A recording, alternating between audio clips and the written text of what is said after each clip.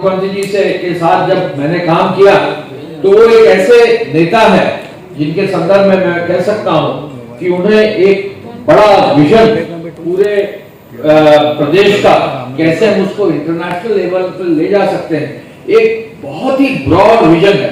आदरणीय प्रधानमंत्री जी ने जिस रूप में देश को पूरे 9 साल चलाया है और देश में जो अभूतपूर्व जो सफलता हासिल की है, पूरे इस सेंचुरी की सबसे बड़ी महामारी कोविड से जिस रूप में हमने इंडिया ने फेस किया है, प्रधानमंत्री जी के मार्गदर्शन में उत्तर प्रदेश में जिस रूप में योगी जी ने इसको फेस किया है, निश्चय ही उस पूरे ब्रॉड स्वरूप को देखने के लिए एक बहुत बड़ा विजन चाहिए होता है। और मैं कह सकता हूं कि माननीय मुख्यमंत्री जी का जो एक विजन है और दूसरा जो पूरी जमीन से जुड़कर हर एक छोटी बड़ी चीज को समझना और फीडबैक लेना, ये उनकी जो एक स्ट्रेंथ है, निश्चय ही यही कारण है कि हमारा प्रदेश आगे बढ़ रहा है। बहुत कम ऐसे राजनेता हैं जो आज भी लोगों की खुद दरखास्त सुबह सुबह जो है गोरखपुर में लेकर उनको सुनते हैं।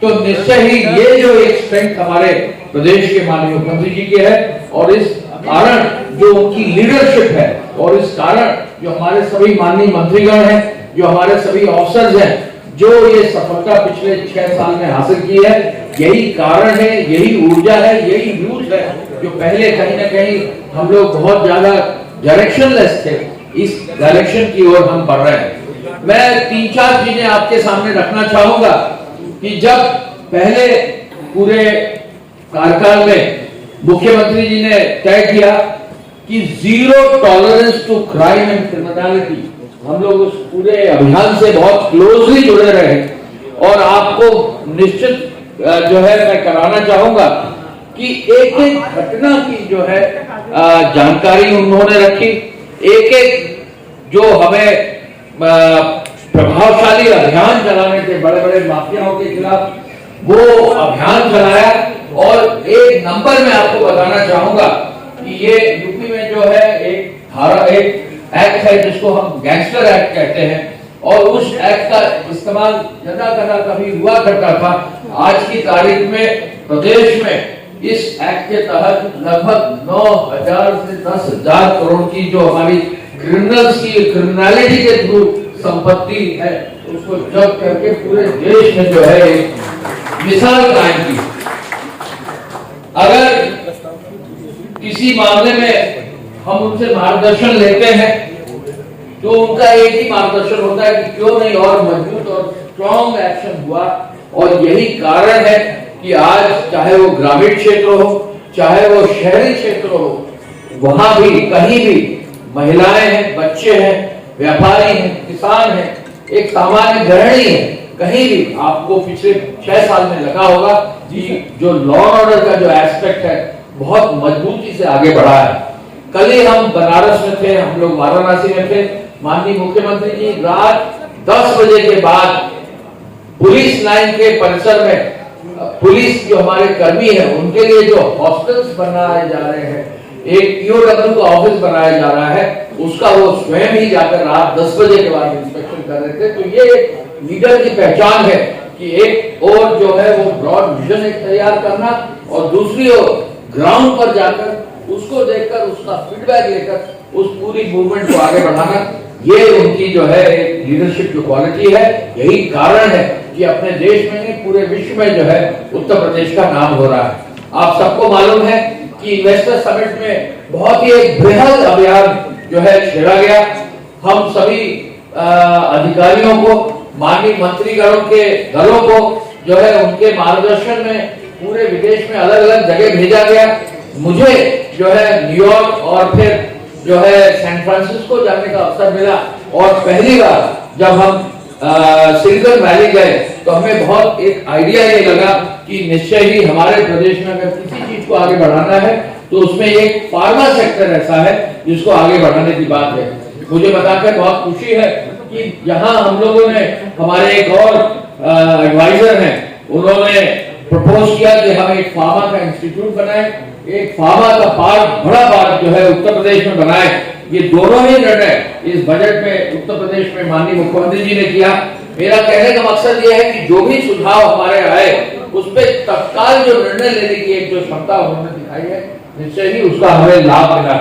मैं बहुत डिटेल में तो नहीं जाना चाहूंगा, लेकिन मैं ये जरूर कहना चाहूंगा कि हमारे प्रदेश में जिस रूप में हमारी पॉलिसीज चेंज हुई हैं वो भी देखने लायक है। एक मैं जरूर कहना चाहूंगा कि हमारे जितने उद्यमी हैं उन भाइयों को, उन मित्रों को इस चीज के लिए जरूर कहना चाहूंगा कि हमारी जितनी पॉलिसीज है, हमारा जितना प्रोसेस है, सब ऑनलाइन हो गया। और इस बीच में जहां जहां हम लोग विदेशों में गए, नेशनल लेवल पर जो है एमओयू साइन किए, अब एक एक एमओयू पर जो है एक एक अधिकारी लगाकर, विभाग के अधिकारी को लगाकर उसको फॉलो किया जा रहा है। और मुझे बताकर खुशी है कि कल जो है 11 से 12 के बीच में माननीय मुख्यमंत्री जी ने काफी मैनेजमेंट और इंजीनियरिंग के ग्रेजुएट्स को केवल इस काम के लिए उद्यमी मित्र के रूप में चयनित किया है और उनको कल से अपॉइंटमेंट लेटर देकर उनको भी जो है हमारे प्रदेश के उद्यमियों से जोड़कर उनकी सुविधाओं को आगे बढ़ाने का काम करने जा रहे हैं। मुझे अगर गिनाना पड़े तो जिन पॉलिसीज का फायदा लिया जा सकता है, 25 से अधिक पॉलिसीज आई हैं। जो प्रदेश की सोलर पॉलिसी और सीबीजी की पॉलिसी है, मैं पावर सेक्रेटरी रहते हुए हम लोगों ने उनको प्रपोज किया। सीबीजी का कंप्रेस्ड बायोगैस के जो प्लांट्स आ रहे हैं, निश्चय ही मैं खुद एक एग्जांपल के रूप में देख रहा हूं कि जबरदस्त रूप से इंडिया में जहां अलग अलग प्रदेशों में निर्माण हो रहा था, अब उत्तर प्रदेश में भी नई पॉलिसीज का लाभ लेकर उद्यमी उनको स्थापित कर रहे हैं। एग्रो एंड फूड प्रोसेसिंग, अभी जो है राजेश गोयल जी ने कहा कि फूड प्रोसेसिंग का बहुत स्कोप है। निश्चय ही मैं उनसे आगे संपर्क में रहूंगा। कोल्ड स्टोरेजेस को कैसे मल्टी आइटम्स के लिए अलग अलग आइटम्स को आगे बढ़ाया जा सके, जो ट्रेडिशनल पोटैटो से आगे बढ़कर हम फ्रोजन फूड्स में कैसे जा सके, ये एक पूरा सेक्टर है। हैंडलूम एंड टेक्सटाइल की पॉलिसीज हैं। रिन्यूएबल एनर्जी, जैसा मैंने बताया, बायोफ्यूल और सोलर की पॉलिसीज आई हैं। डेयरी और एनिमल हस्बेंड्री की पॉलिसी आई है। फिर यूपी जो है मिल्क प्रोड्यूसिंग में पूरे देश में पहले स्थान पर आ गया है। आईटी और डेटा सेंटर, हम लोग ने खुद जाकर देखा है कि डेटा सेंटर का भी जो है काफी चौतरफा विकास हुआ है और नोएडा के क्षेत्र में डेटा सेंटर्स आ रहे हैं। आज ही सुबह माननीय मुख्यमंत्री जी ने तय किया कि 25 तारीख को नोएडा जाएंगे, एक नए रोबोटिक्स के प्लांट का भी जो है वो उद्घाटन करेंगे और जो है हम लोगों को निर्देश दिए हैं। स्टार्टअप्स के लिए अलग पॉलिसी है। मैं डिफेंस कॉरिडोर के बारे में जरूर कहना चाहूंगा कि डिफेंस कॉरिडोर में, चूंकि इस कार्य को मैं स्वयं ही देख रहा था और चूंकि मेरा आगरा से बहुत पुराना इस तरह से संबंध है कि टूरिज्म डिपार्टमेंट में रहकर जो पूरा यहाँ विजन डॉक्यूमेंट बनाकर सुप्रीम कोर्ट से जो हमको उद्योगों को बाहर जो रोक लगी हुई थी उसको बाहर करने का जो पूरा कार्य किया था, क्योंकि उस पूरे काम से हम लोग जुड़े रहे हैं, तो निश्चय ही डिफेंस कॉरिडोर की जो एक नोट आगरा में प्रधानमंत्री जी ने घोषित की थी, उस कार्य को अब आगे बढ़ाने की द्वितीय चरण में आवश्यकता है। ऐसे एरिया को चयनित करने की आवश्यकता है जहां व्हाइट गुड यानी इलेक्ट्रॉनिक क्षेत्र में काम हो सके। और मैं चाहूंगा मंच से कि आपकी जो संस्था है, अगर डिफेंस कॉरिडोर या डिफेंस और आईटी के एरियाज में काम करके अगर 2 या 3 एक्सपर्ट को जोड़े तो निश्चय ही प्रदेश सरकार इसको आगे ले जाएगी। और यूपीडा जो हमारी एक्सप्रेसवे बना रही है, जिन एक्सप्रेसवे से मैं पूरे समय जुड़ा रहा हूं, निश्चय ही डिफेंस कॉरिडोर की मांग यहाँ पर रही है, इसको आगे बढ़ाने की आवश्यकता है। बायोटेक और फार्मा के बारे में मैंने आपको बताया। फार्मा के सेक्टर में नई पॉलिसी, एक और ब्रांड न्यू पॉलिसी आ रही है। टूरिज्म, जिस विभाग से मैं काफी सालों से जुड़ा रहा हूं, आज की तारीख में जो टूरिज्म के अंतर्गत कैपिटल सब्सिडी और जो बेनिफिट उत्तर प्रदेश में नए होटल्स को दिए जा रहे हैं, उसका कोई सानी नहीं है और उसमें भी बहुत तेजी से कार्य हो रहा है। एविएशन और एमआरओ फैसिलिटीज के लिए लॉजिस्टिक्स एक ऐसा एरिया है जहां अगर आपके पास लैंड, चाहे रूरल एरिया में क्यों ना हो, अगर लॉजिस्टिक्स के एरिया में आप आना चाहेंगे तो हमारी पॉलिसी बहुत अच्छी है। ईवी की एक नई पॉलिसी आई है और उसको आगे बढ़ाया जा रहा है। ओडीओपी और एमएसएमई की पॉलिसीज हैं जो इंडस्ट्रियल हब और नए प्राइवेट पार्क स्थापित करने हैं, उस पर भी आपके यहाँ फ्लैटेड फैक्ट्री के बारे में भी आपने बताया जब सामने, निश्चय ही इसमें बहुत काम हो सकता है। हेल्थ केयर में है, इसके अलावा जो है स्किल डेवलपमेंट और एजुकेशन के सेक्टर में, और इसी रूप में जो है अब है लेदर और footwear, tourism, allied services, agricultural processing, silver और गोल्ड ऑर्नामेंट्स। गुजरात में काफी काम इसमें हुआ है, लेकिन गुजरात में बहुत सारे जो वर्कर्स वहां पर हैं, जो कारीगर हैं, वो यूपी के हैं, वो इसी क्षेत्र के रहने वाले हैं। तो क्या हम इसका भी कोई हब बना सकते हैं? गारमेंट का, हैंडीक्राफ्ट का, फाउंड्री एंड इंजीनियरिंग का, कोल्ड चेन एंड वेयरहाउसेस का, दरी कारपेट्स का, ब्रश इंडस्ट्री का, प्रिंटिंग का, मेडिकल इक्विपमेंट, मेडटेक का। हम लोग एक कार्यक्रम से जुड़े हैं, मेडिकल टेक्नोलॉजी का, मेडटेक का इस्तेमाल करके जो है मेडिकल डिवाइसेस बनाने का जो कार्य है, ये भी एक बहुत बड़ा क्षेत्र है। और अभी यमुना एक्सप्रेसवे में लगभग 90 से ज्यादा जो है मेडिकल डिवाइसेस बनाने की नई यूनिट्स को जो है बहुत ओपन मैकेनिज्म से जो है उनको जमीन अलॉट की गई है। तो ये भी एक ऐसा एरिया है जिसमें काम हो सकता है। पावर सेक्टर में, फर्नीचर में, पॉलीमर मैन्युफैक्चरिंग में आपने लिखा है।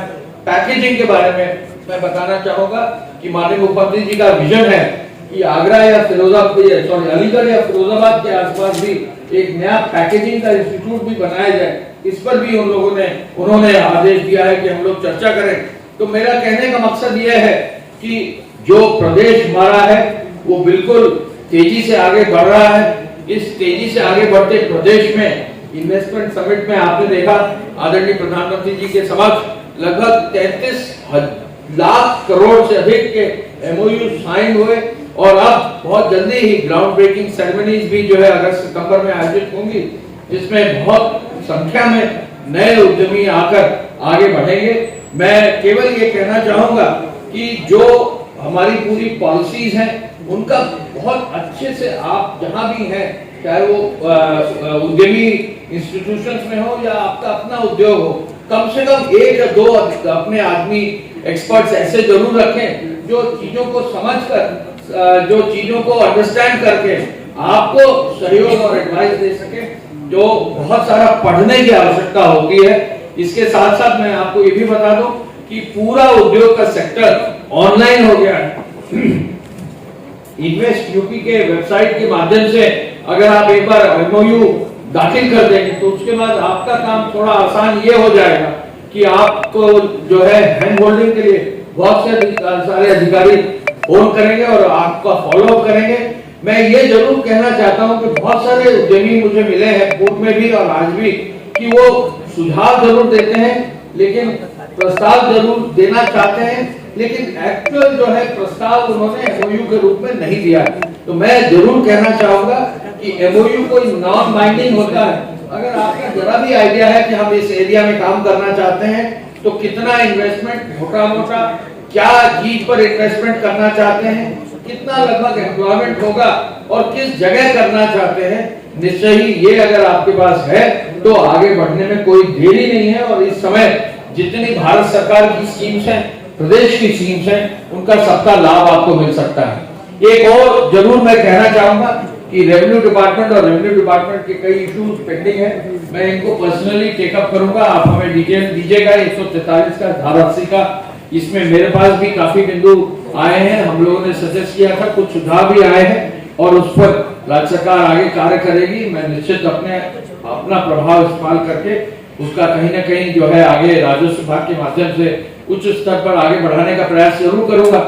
लेकिन मैं ये जरूर कहना चाहूंगा कि जितना मुझे अंदाजा आज का है कि उद्यमियों के पास अगर लैंड अवेलेबल स्वयं की है तो उद्योग लगाना लगभग 70% आसान हो जाता है। अगर आपके पास लैंड नहीं है और लैंड अलॉट करा कर आप कोई उद्योग लगाना चाहते हैं तो फिर उसमें ये पता लगाना कि कहाँ लैंड अवेलेबल है, किस स्कीम में होगा। आपको मालूम है कि 1000 करोड़ के ऊपर ही लैंड अलॉटमेंट जो है वो ऑन डिमांड हो सकता है। 1000 करोड़ से नीचे फिर आपको एक ट्रांसपेरेंट प्रोसेस के थ्रू जाना पड़ेगा। तो मेरा सुझाव यही है कि जो भी उद्यमी आगे आना चाह रहे हैं वो अपने यहाँ एक अच्छी लैंड की टीम बना ले और उसको माध्यम से जो है ऐसे अच्छे साइट्स का सिलेक्शन जरूर कर ले जिससे आपके उद्योग जगत में आपको आगे बढ़ाया जा सके।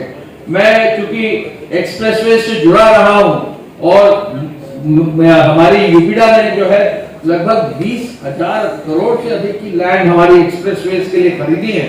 तो मैं ये समझता हूँ और जानता हूँ कि अगर लैंड को लेना है तो इसमें बड़ी मेहनत करनी पड़ती है, किसानों को समझाना पड़ता है, और इसमें कई बार जो है कठिनाइयां आती हैं, कई बार कोर्ट केसेस हो जाते हैं। तो ऐसे में फ्री और फेयर लैंड प्लॉट्स और पार्सल्स अगर आपके पास रहेंगे तो आपकी कंपनी और आपके उद्योग को आगे बढ़ने में इसमें काफी लाभ मिलेगा।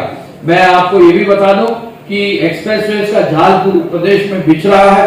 आपकी यमुना एक्सप्रेसवे बहुत पहले बन गई थी, आगरा एक्सप्रेसवे हम लोग ने कंप्लीट कराई, उसके बाद आज पूर्वांचल एक्सप्रेसवे चल रही है।